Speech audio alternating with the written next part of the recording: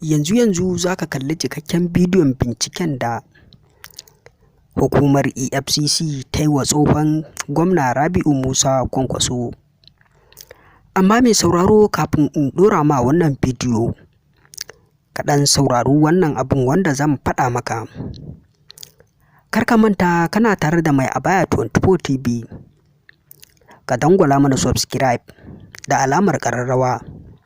Hakan ne zai baka damar samun shirye-shiryenmu masu ma'ana da zarar mun ɗora. Kar ka manta dai injiniya Rabi'u Musa Kwankwaso ya yi gwamna tenuwa 2 a jihar Kano. Wannan injiniya Rabi'u Musa Kwankwaso kenan. Injiniya Rabi'u Musa Kwankwaso ya riƙe muƙamai.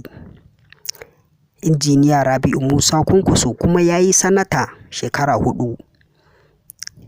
Hakan ne ya sa EFCC suka fara wani bincike a kan shi injiniya Rabi'u Musa Kwankwaso.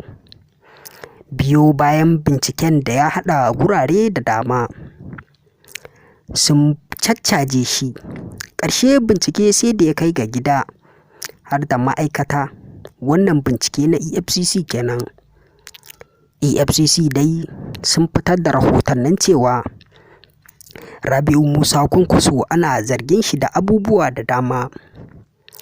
Domin hakan ne ya sa EFCC suka ƙara da cewa wannan Rabi'u Musa Kwankwaso za mu caccaje shi sosai, saboda ba iya EFCC ba, su kansu talakawan ƙasa suna zargin cewa Rabi'u Musa Kwankwaso ya ɗan yi wasu abubuwa waɗanda a ɓoye yake yin abubuwan shi.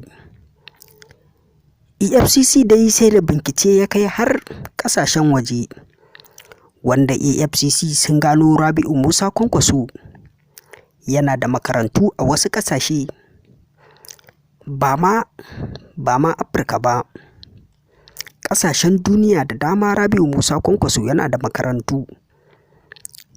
EFCC ne suka gano wannan abubuwan. Bincike dai yana ta gudana akan Rabi'u Musa Kwankwaso. EFCC dai sun furta cewa za mu caccaje Rabi'u Musa Kwankwaso. To yanzu kar ka manta kana tare da Mai Abaya 24 TV. Kafin mu ɗora ma cikakken bidiyon, ka dangwala mana subscribe da alamar ƙararrawa. Kar ka manta hakan ne zai baka damar samun bidiyon da zarar mun ɗora zai iske ka, amma idan ka dangwala mana subscribe.